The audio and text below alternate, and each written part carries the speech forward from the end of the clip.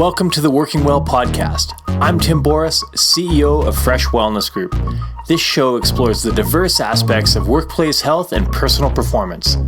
On the Working Well podcast, we dive into the foundations of what makes wellness work in workplaces around the world. We connect with corporate leaders, executives, and industry experts who are helping make life more awesome at work and home. Join us to learn workplace wellness best practices, personal performance tips, and access resources to jumpstart your personal and corporate programs. Lindsay Lapaquette works with middle managers who want to communicate authentically so they can effectively lead their teams without losing themselves. As a former speech-language pathologist with a Master's of Applied Science, Lindsay harnesses her expertise in the neuroscience of communication and connection to help managers foster an environment of trust and respect in their teams so that everyone can bring their best selves to work. Lindsay's approach has been profoundly influenced by her work with First Nations organizations, her experience as a parent of two neurodivergent children, and the premature loss of both of her parents. Along with an unquenchable thirst for learning, Lindsay brings to her work extensive experience in emotional regulation, trauma-informed de-escalation, collaborative problem-solving, mindfulness, cultural proficiency, and nonviolent communication. She is passionate about helping people foster a deeper connection to both themselves and others. Lindsay, welcome to the Working Well podcast. It's so awesome to have you on the show. I'm really excited to chat with you about the neuroscience of effective leadership communication. Before we dive in, how have things been the last 15 months for you? I know it's been, to put it mildly, a crazy year and a bit. What does life look like these days? It has been a crazy year. And I think certainly a lot of the concepts we're going to talk about, I can certainly link to them as we're going through, because I think a lot of the challenges that I've been experiencing personally, at home, in my business, reflect challenges that businesses are going through. So on a personal level, we have been homeschooling the kids. As with many, business certainly took a hit as the pandemic started off, and I had to pivot, like so many say, put a lot of time and energy into reflecting on my business model. And I'm really happy with the direction that things have changed to, but it's certainly been a lot of work and a certain amount of stress. And like I said, I find my clients have been experiencing similar challenges themselves in the past year and a half.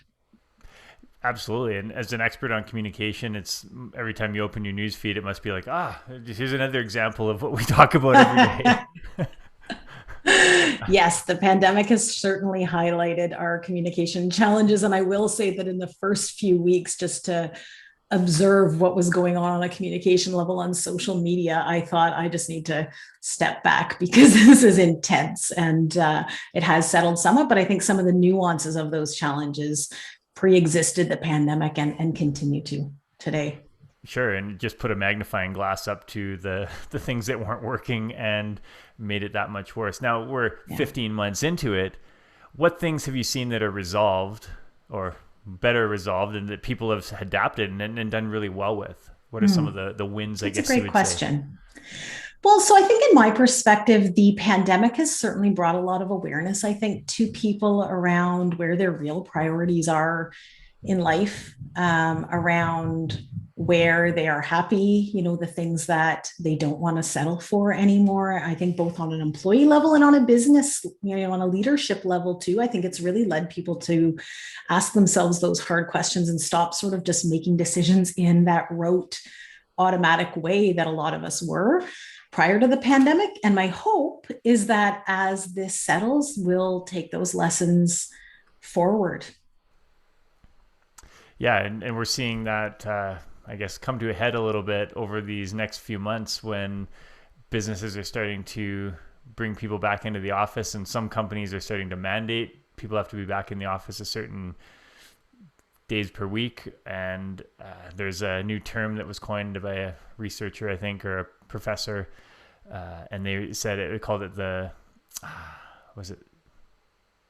I can't remember, the great, like not the Great Recession, but the Great Quitting. Basically, up to 40% of people want to switch jobs because people haven't wanted to transition during this pandemic, and now as things open up, they feel there's a little more security, and there's going to be the great transition, I think it was called, because so many people are going to be looking for new jobs, and companies that aren't flexible in having people back to the office are at much higher risk of losing employees.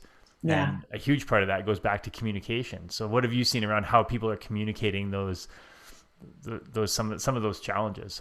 Well, so if I can actually, just before responding to that, say that there was research within, I'd say, the first 3 months of the pandemic, at least here in Quebec, saying that 42% of people were looking to potentially change jobs at the end of the pandemic. And that was a year ago. And so the challenges have been there. I would say they pre-existed the pandemic.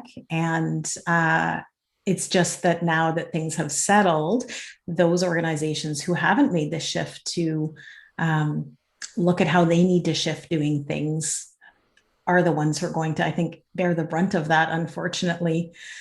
In terms of how it's being communicated, I mean, I think there's a lot of variability, across different organizations. And I do think some have really realized that they need to implement a more flexible model with employees, that they need to slow things down to understand, where the challenges are, where the barriers are.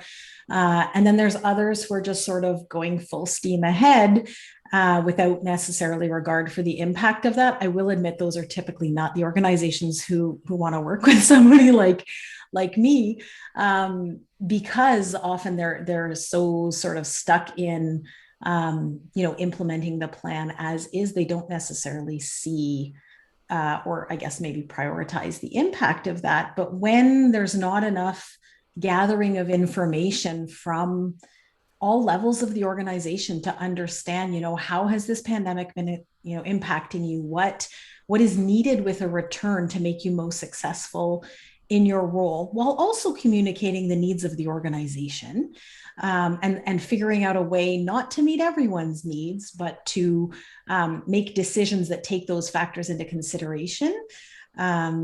It's I think certainly going to contribute to much greater levels of unhappiness and turnover and burnout and all the rest. Absolutely, yeah. And what would you say about, we hear, I guess, a lot about values, mission, vision, values of a company, and for most companies, that's some, dusty plaque on a wall that no one's actually set eyes on in years, and most employees wouldn't be able to tell the mission, vision, values of their organization. How have you seen the pandemic change that? Do you think that's being communicated more, or is it more showing the true colors of the organization, whether they're being spoken about or not? That's a good question. I mean, I think in some ways it really is showing the true colors of the organization, right? In terms of if you look in the early days, right, in terms of how organizations were managing, do we lay people off? Do we cut executive salaries? Do we allow work from home? Do we wait until the government mandates it? When there's a case of COVID, if government restrictions allow us to keep everyone in the office, even if they feel unsafe, do we force them to, even if their work doesn't actually require their physical presence? Or, do we only look at that in the case where a physical presence is necessary, say in hospitals and other industries, of course.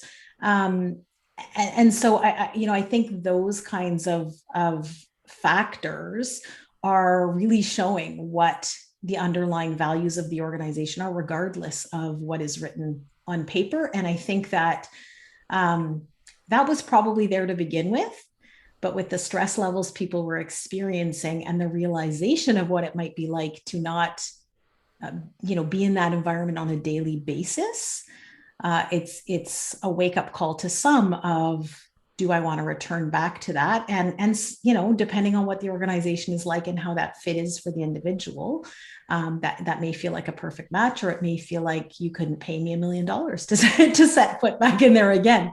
But, I think that awakening moment is getting to step out of the really stressful situation to look at, wow, look how much different things could be. Yeah. Awesome. And so how does that go?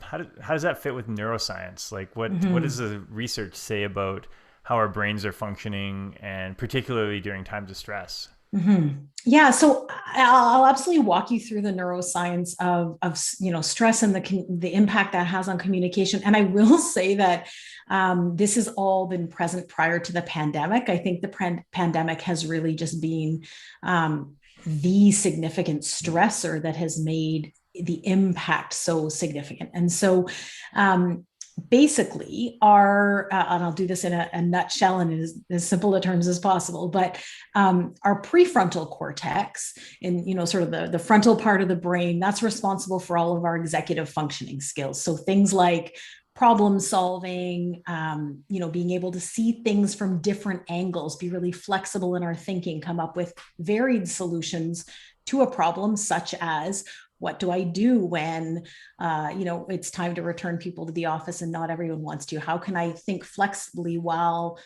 still having some structure and meeting the needs of the organization? It involves skills like impulse control. So when I'm upset, am I impulsively lashing out at you, or am I able to restrain my impulse? And that example links to emotional regulation too, right? So when I'm experiencing intense emotions, do I have the skills to be able to kind of settle my body, even though I'm angry, versus I get into a state where my anger makes it such that I'm so mobilized, my body is so mobilized that I'm communicating in a way that afterwards I kind of regret, and so there's all sorts of different skills, but those are the executive functioning skills. And then what happens is that under times of significant stress, the part of the brain that manages our emotions, the limbic system, which is, the amygdala is part of the limbic system. It manages our fear response. That becomes really activated, and it can actually overshadow our ability to use our executive functioning skills. And so we start to not be able to tap into our impulse control, our flexible thinking, our problem solving, and all of those skills as well. And then there's also the brainstem, which can put us into fight, flight, freeze, or now there's a relatively new reaction called fawn, where we're just reacting without really reflecting, right? It's all of these automatic reactions. And so what happens is when we're under stress, because our executive functioning skills aren't as accessible, we're not as easily able to communicate with people in a way where we're able to kind of step back and explore difference of opinion. We're able to respect that you might see things differently than myself, and that doesn't make you wrong nor me. We're able to work through problems together. And so really understanding the neuroscience of our stress response and putting in place strategies to manage and sort of resolve that stress cycle that we experience is part of what can help you show up and communicate in a way that is more collaborative versus just kind of unleashing your frustration onto someone else. Awesome. Yeah, actually, I heard a great analogy from, I'm going to forget the presenter's name now, but he calls it dropping markers, where you have, normally if you have a whole, like when I'm old, the old Crayola pencil crayon box with all the 64 colors. And so when we're calm and relaxed and we're in our element, we have access to the whole palette of options to choose from. We can be creative, but the more stressed we get, the more options get taken out of that. So essentially we end up with one or two things, and those are typically those deep ingrained habits that, fight or flight, or something that we're not able to speak the nuances of what we're saying. And so I think that's fits exactly with what you mentioned about the neuroscience and how our brain reacts. Well, and if I can add to that, and I think it can be cumulative, so chronic over time. And I think the analogy you just shared can probably apply to both of the examples I'm going to share, but it can be cumulative, so that over time, we've experienced so many chronic stressors that we get down to only having two markers. And I wake up every day with only two markers to use. And so then, we need to look at what do I need to put in place to get those markers back, I guess, or in my work I call it the reactive zone of communication and the receptive zone of communication. And so when you have a lot of markers, you would be in a receptive zone, and when you start to only have a few markers left, you're in a more reactive zone. So it can be chronic, or it can also be you wake up with, I don't know, 25 markers, and then there's an accident on the highway, and I don't know, your project, you realize that the deliverable hasn't come in, and now you can't, all of those things, and those markers are slowly going away throughout the day. And so I think when we look at stress management and the impact on communication, we have to look at both in a sort of short-term timeline of what do I need to put in place to manage that on a short-term scale, but also long-term based on the pileup of the chronic stressors. And I think that's where the pandemic has really taken away a lot of markers from a lot of people that haven't gotten them back. Yeah, and that's actually a great point, because I tend to always think of that analogy on, if my wife and I have an argument or something, it's like that acute situation where you get reactive or defensive, and all of a sudden, a bunch of markers drop, and it can take a bit of time to pick them back up. But you make a great point. Yeah, if people are continually in that stress response, they're never able to pick up the markers. They don't even know the markers are dropped. It's just like they're holding this one marker really tight, and it's like, right, this is what I've got, and I'm protecting it with my life. And that's a perfect example, because look at how when you only have one marker, now you're not as flexibly thinking, yes, I could color in another color, because all you can think of is, oh my goodness, I only have one marker left. I have to protect this with my life. And so if you look, to extrapolate to a business context, if you're looking, for instance, at the impact of the pandemic on different people, how many markers it has taken may depend on, somebody who absolutely loved working from home. They might come back with more markers than they had before. Whereas someone else may, through various experiences through the pandemic, financial impacts, problems with their children, somebody dying from COVID, other things perhaps not related to COVID even, may have taken a lot more markers. And I think there's a bit of a focus in our society on how it's entirely the individual's responsibility to get their markers back, right? And so you just need to do more yoga, or you aren't prioritizing yourself enough. And I think all those things are important, and they're absolutely a piece of the puzzle. But I think from an employer's perspective, it's also looking at, are the requirements that I'm expecting already taking away a lot of markers from this person? So if somebody is way more effective working from home, then I'm taking markers away already. Or if someone's way more effective in the office, that I'm taking markers away, making them work at home in a context where it's safe to come back. And so that's where I think looking at not the absolute individual needs of every single person in every single context, but trying to get a grasp on what takes away markers overall, what gives them back. Is there a hybrid solution? Then the individual has more markers left to go do yoga, to also add more markers to their box.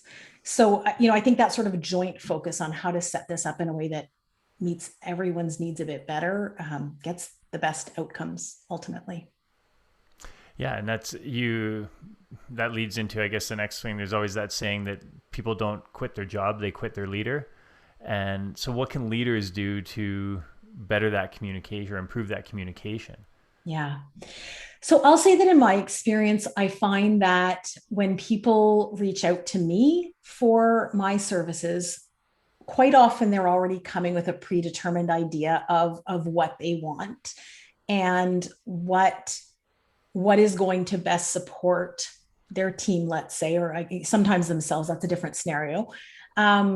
And often when I start to explore, there hasn't necessarily been a lot of work done around trying to understand what is it that the employees actually want, or what are the challenges from their perspective. So even if you look at it in terms of conflict, so not necessarily pandemic related, although I do think the pandemic has, because we are under more stress, led to more conflict. But often there's this notion of the team needs to develop X skills so that they can deal with conflict more effectively. And sometimes the issue is a bit bigger than that. And so really the biggest thing I would suggest is, before getting to the solution, explore what the actual problem is with all of the parties involved, and do it in a way that is truly open-minded to actually identify the real underlying barriers. And that's hard because we're most often all a part of it. And we don't necessarily like to hold the pieces that we are a part of, because that takes vulnerability. It takes accepting, our imperfections.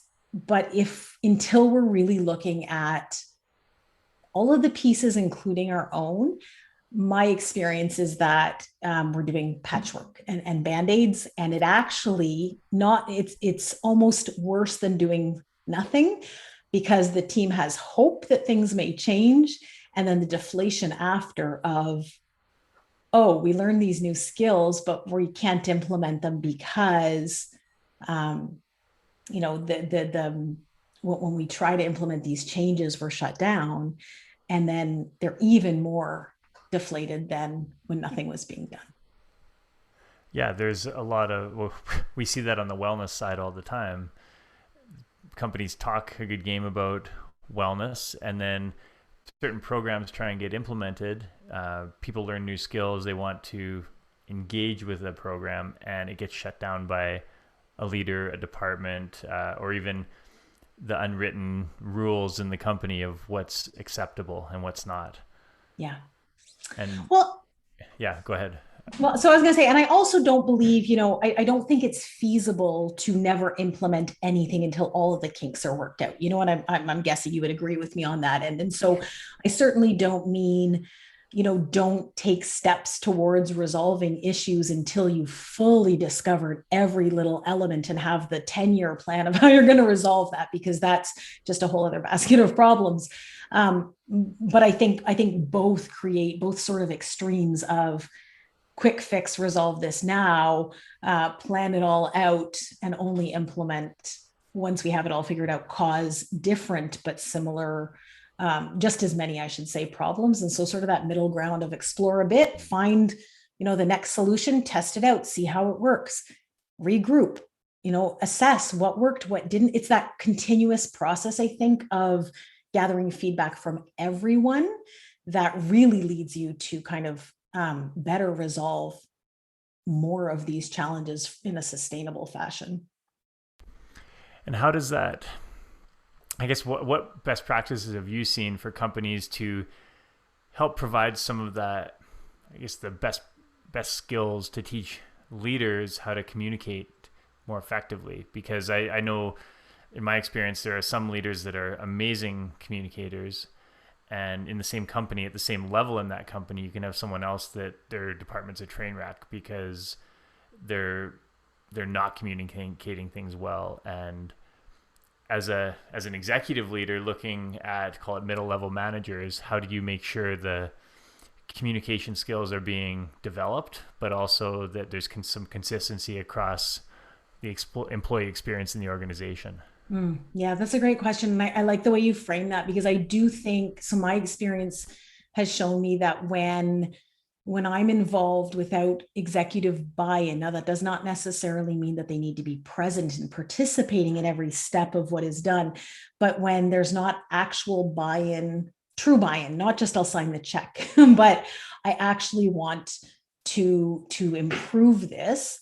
And again, we'll reflect on if there's things I need to do or the organization needs to do to support that, then it's just money spent. And so when there's an actual, I guess, belief or buy-in that communication skills are a big foundation to not only employee well-being, but outcomes, right? Because if you think of all the time spent people navigating conflict, people complaining in the hallways or on one-on-one Zoom calls. That's a big cost. And again, both on I'd say a personal level in terms of the stress that adds to individuals and many individuals, but also to the bottom line. So when there's a true buy-in to that being important, to me, that's the biggest key. And then you can look at, okay, what, where is the organization now? Has there never been anything done in this regard? Well, that team is going to start at a different level than a team who has been focusing on this for 10 years. And now we're looking at getting into really refined, specific situations that different people are struggling with differently. And so I think really, again, looking at first doing a needs analysis of where are people, what is the biggest need, what are the resources available, and so are we talking starting with a training on, and again, on what level, based on what challenges are present and what strengths are there. Are we looking at a combination of, training and ongoing individualized coaching? And so I think it really depends on the nuances, and then just biting off a piece at a time, so it doesn't mean, even if you identify that, yes, this team could use, this bigger, I'll say, quote unquote, intervention, it doesn't mean that has to be done today. But really, again, I guess it comes back to the same answer of not jumping in too quick with a solution until you've identified what is the best value for your money. Because at the end of the day, if you're spending money on support that isn't a good fit for your teams, they're not going to really implement the change. They haven't bought into the process. And you're going to conclude that was no good. Whereas maybe the mismatch was more the fit of what kind of support was needed from the beginning. Yeah. And so on that note, what are some of the key categories of training that companies may pursue? You had mentioned or individualized coaching. What other areas are key things that you see that companies benefit from?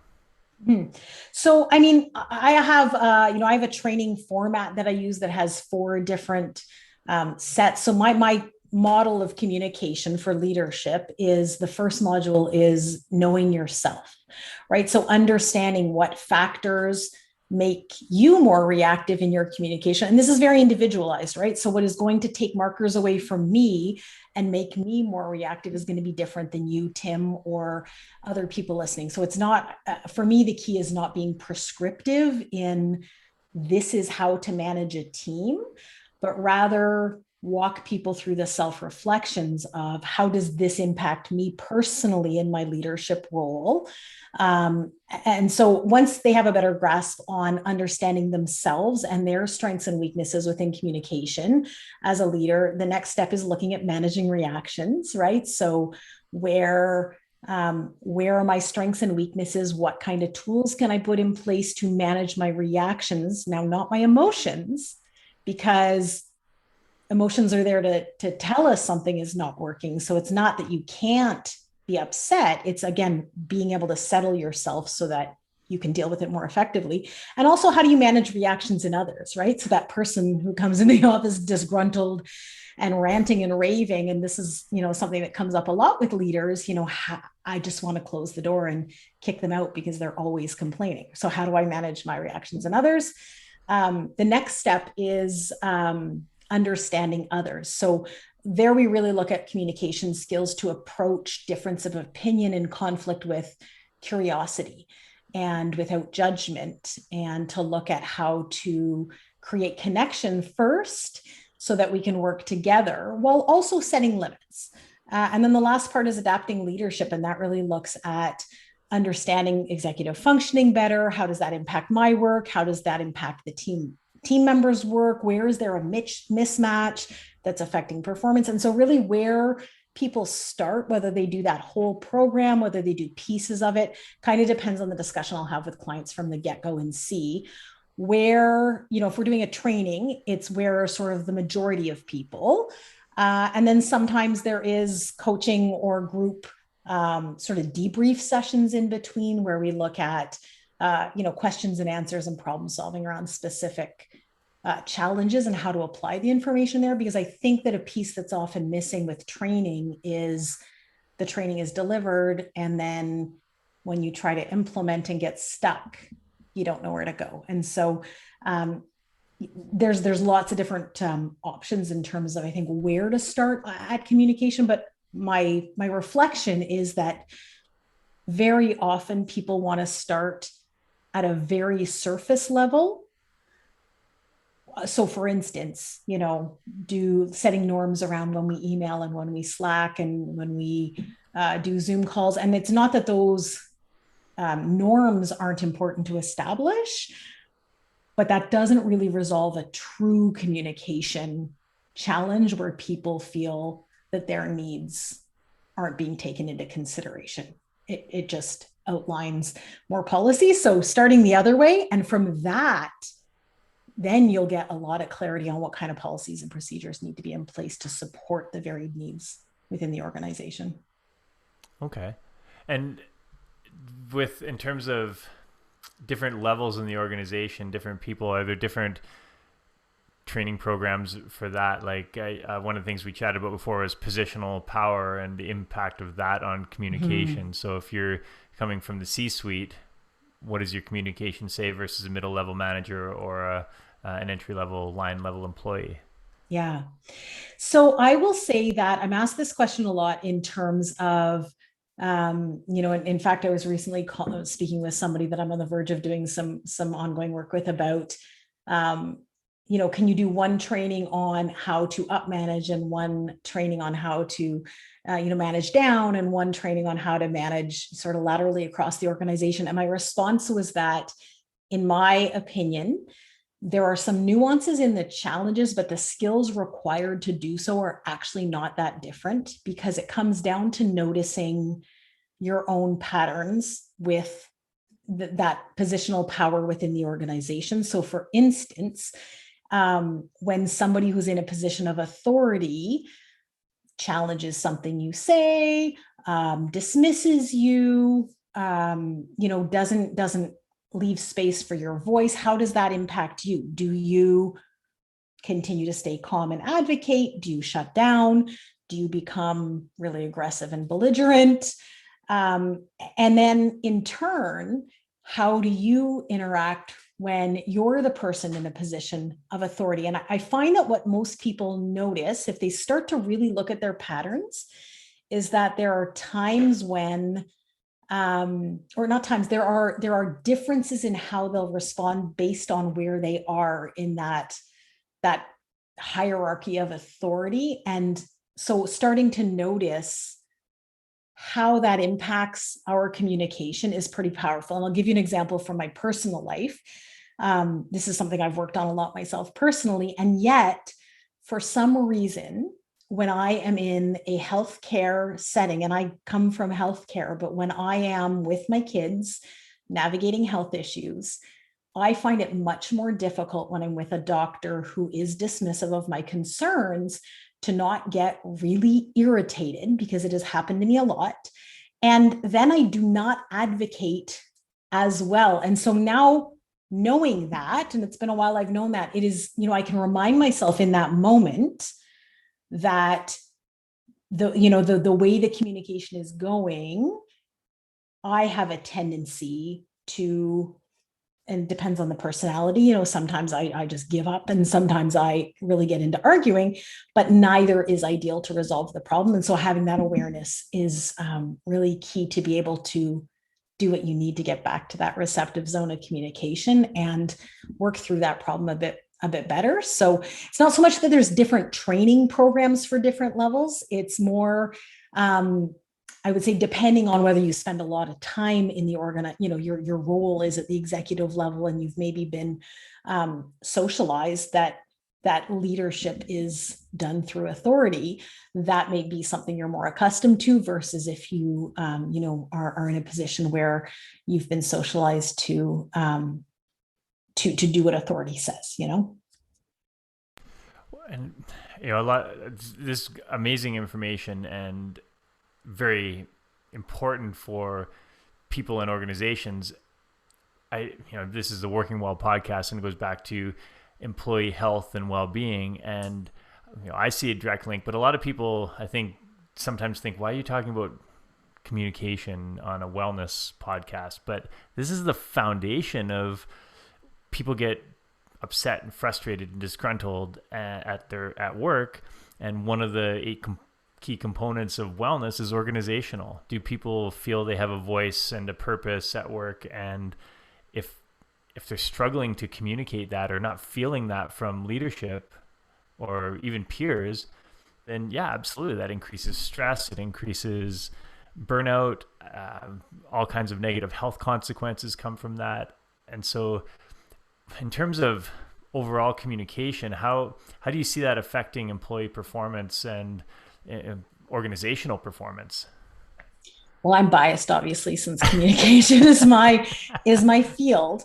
And I will nevertheless say that, to me, in my opinion, and research does support this, it has a huge impact. And so research actually shows that in organization, now this is pre-COVID, so I'm scared to see what the numbers will look like today. Yeah.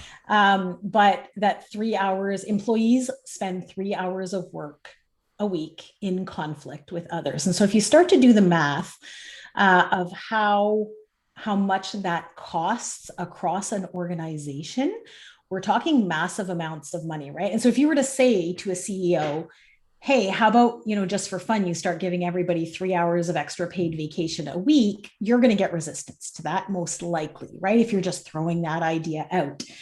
And yet the reality is that money is being spent on people in conflict. And so that's time at the office.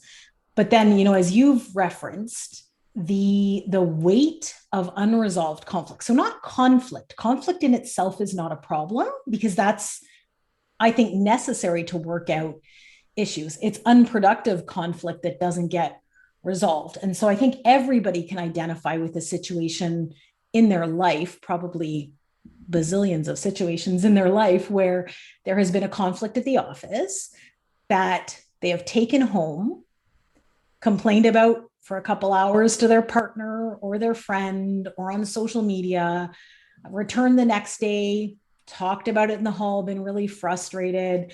And that, if you think of how your body felt, how your stress levels felt, how you slept when that was going on, that's an impact on our wellness. And I think the other problem is that when that's a one-off, fine, it's stressful, it gets resolved, we move on.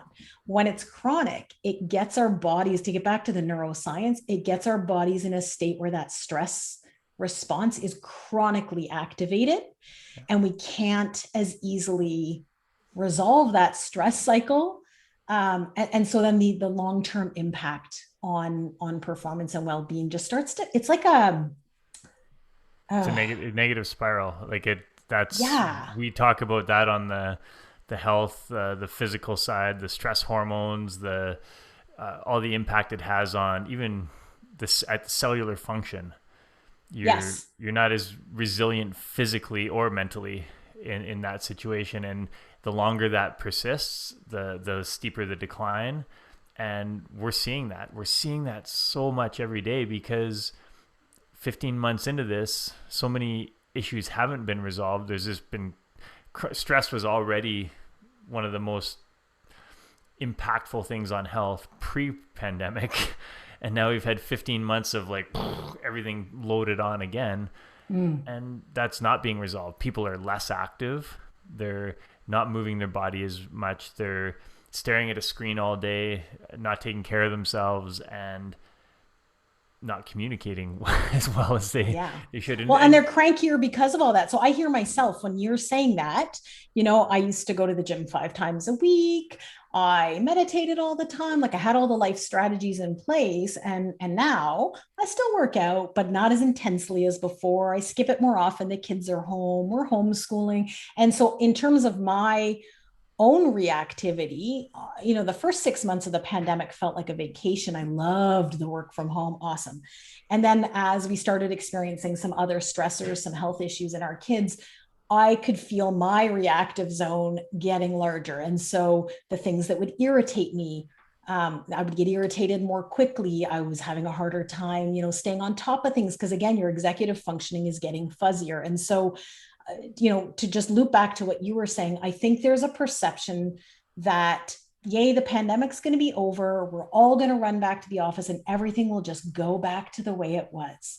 And I actually think that's really, really not logical thinking, because some people are coming in a much more heightened state of stress. And I would say that some of the in situations where people have not felt well supported by the organization, or where they felt that their current challenges were not understood. So I've certainly heard a lot of people talking about how performance expectations didn't change, even though, people had kids at home and all sorts of challenges.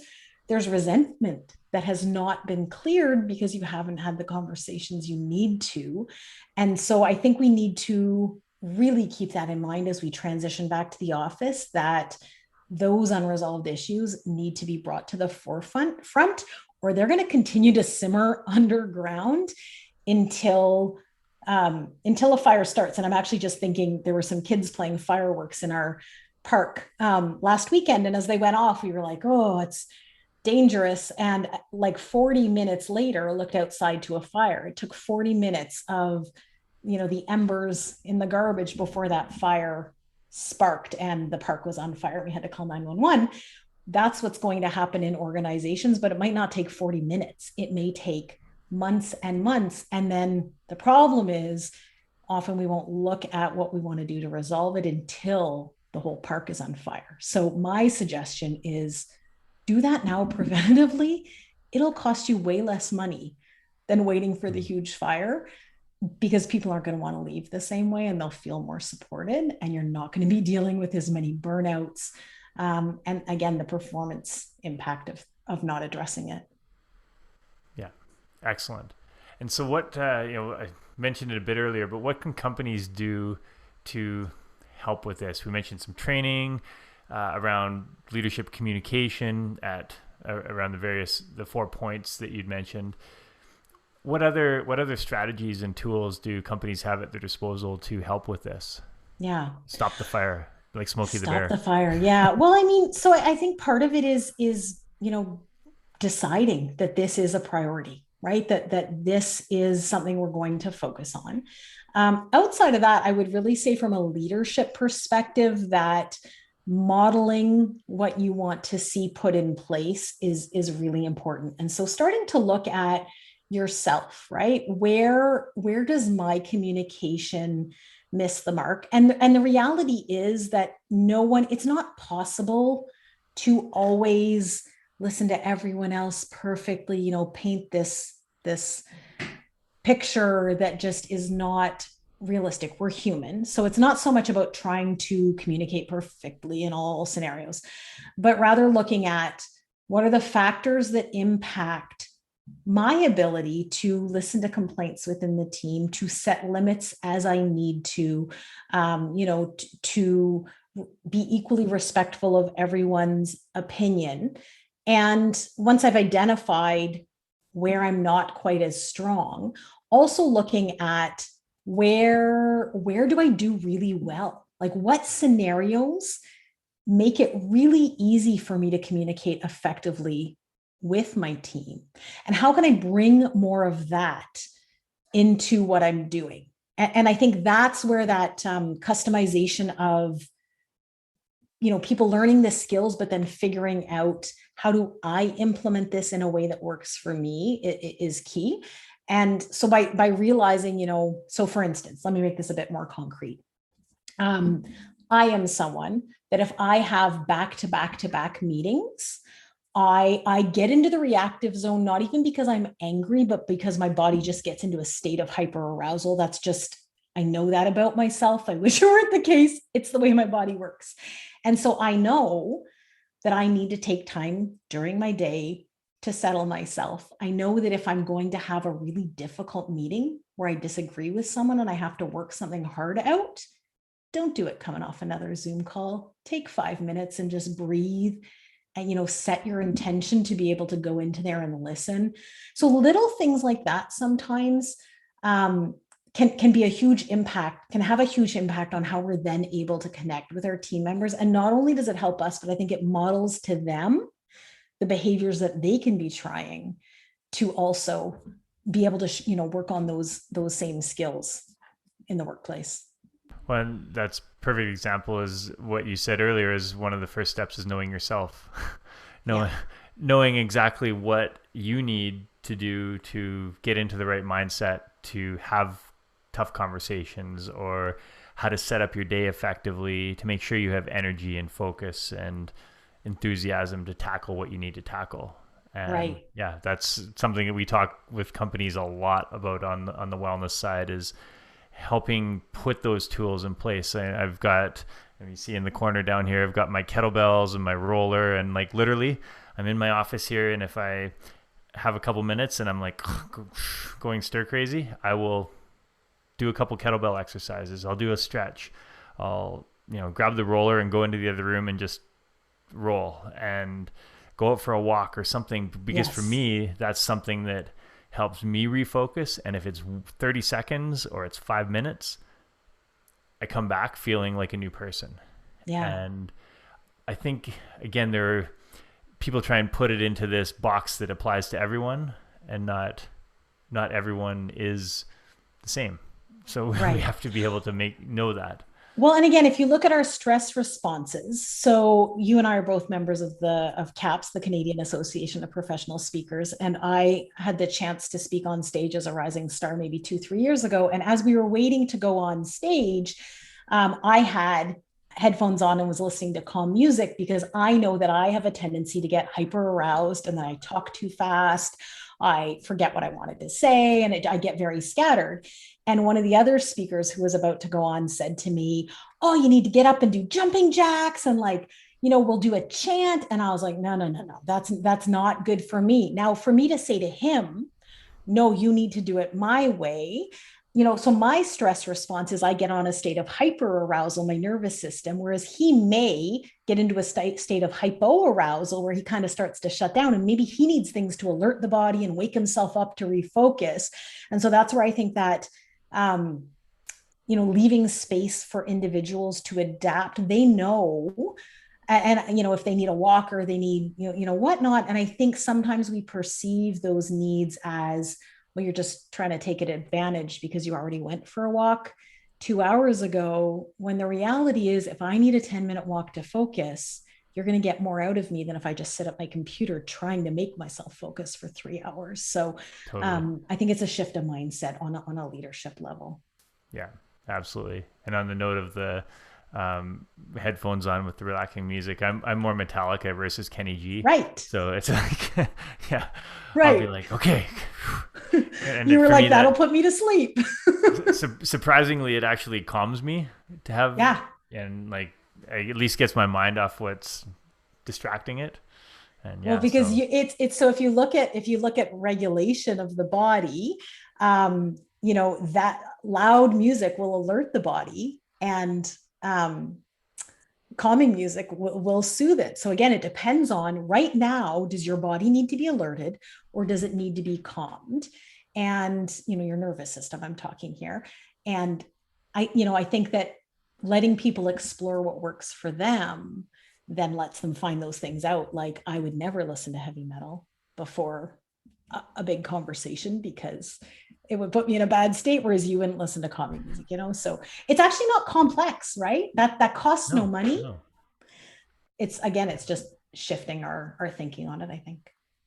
Yeah. And having the employee training and development in place to help people understand that, because while it's common knowledge to us, it's not to a lot of people. And a lot of people sit there and struggle. And you use the perfect example of sitting at the computer all day and trying to make themselves focus. It's like there are people doing that day in and day out every day, and wondering why they're unproductive, and they're performing below expectations, and their managers giving them performance reviews and things like that. And they're like, I'm working hard, I'm trying to do this, when it might be as simple as taking a step back, learning how to apply some of these principles, and improving their performance dramatically with very little effort put in. Mm-hmm. In fact, less effort. And I'll say, so again, the link back to communication is that the easiest way to discover that is, rather than, performance evaluations and telling people what they need to do to be more effective, is exploring it with them. Hey, what's happening? Help walk them through the critical thinking process of identifying where the barriers are and what kind of supports could be tried. Is the easiest way to get to those solutions. And it doesn't mean that you figure them out magically, but when the person affected is involved in the discussion, if they're not, you're missing a huge part of the puzzle to begin with. So you're already playing with, 50% of the info that you need. Yeah. Basic, going back to learning about the person, meeting them where they're at, helping them understand their needs and how you can help them improve. Meeting them where they're at. You got it. That's the biggest key, isn't it? Very cool. Awesome. Well, I know we could literally chat forever. I love chatting with you. Thank you so much for the insight and knowledge. What's one takeaway you want people to leave with? If it went in one ear and out the other, and they have one thing they're gonna take away and walk away with at the end that's of value, what would you say is the number one thing for people to learn about the neuroscience of leadership and communication? So I haven't said this specifically, although I've alluded to it, but the biggest takeaway to me is that we can all make the decisions within our lives to start putting in place the changes needed to influence how communication works in the workplace. Situations that are not, they're causing stress to you, by focusing yourself on identifying what tends to make you feel more reactive and what doesn't, learning skills to settle yourself to be able to engage in those conversations in a way that gets to more productive results. It does have impact. And I think a lot of people sometimes feel like it's too big of a beast, right? Sometimes these complex communication issues or, issues around people not feeling heard, but it all starts with you. Awesome. Thank you again. This has been fantastic. And I know listeners will get tremendous value. Before we wrap up, where can people find you? Website, carrier pigeons. What's the best place to find you? Hedwig's owl in Harry Potter. The kids would love that. I heard my son has like this little daily calendar thing with all these funny stats on it. Apparently there was this fancy wedding in England where they wanted to they had an owl handler come in and to deliver the rings and it was supposed to fly across swoop over the heads of the people, come up and land on the guy's arm and deliver the rings. And it went straight up to the highest point in the church and fell asleep for like an hour. Oh my goodness. I was going to say that sounds like a disaster before you'd even finish the story. Thankfully they thought of it and they had a backup pair of rings that they used for the ceremony, but they said it was like a massive fail in terms of the owl. I will share that with my kids. They're big Harry Potter fans, so I will share that. So you can certainly try to send Hedwig on over. Failing that, my website is lindsaylapaquette.com. So it's LindsayLapaquette.com. I do have a little video e-course, 6 modules on to help you free yourself from workplace conflict and confrontation. So you can check that out there. It's on the homepage. And feel free to reach out and connect on LinkedIn also. All right. Excellent. I will put those details in the show notes to make sure that everyone has a link that links directly to your website. But excellent. Thank you again so much. And I look forward to catching up again soon. Thank you again. Thanks for having me, Tim. Thank you for listening to the Working Well podcast. If you enjoyed the show, don't forget to rate and review us wherever you get your podcasts. We love to hear your experiences and how you've applied tips from the show to your daily life. So please keep us posted on your progress. To stay up to date with new episode releases, make sure to subscribe to our mailing list by emailing podcast@freshgroup.ca and follow us on Instagram, Facebook, and LinkedIn. Thank you, everyone, for tuning in. And once again, I'm Tim Boris with Fresh Wellness Group. We'll see you on the next episode.